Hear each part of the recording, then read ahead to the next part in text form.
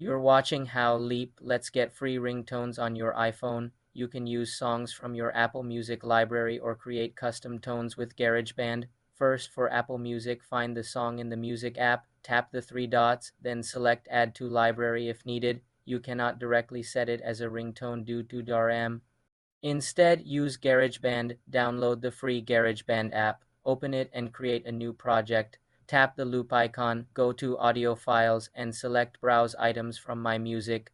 Find your song, drag the song into the timeline, trim it to the 30-second segment you want, tap the triangle icon, then My Songs, press and hold your project. Tap Share, then Ringtone. Name it and export. It will be saved as a ringtone in Settings, Sounds and Haptics. For more simple computer tutorials, subscribe to the channel.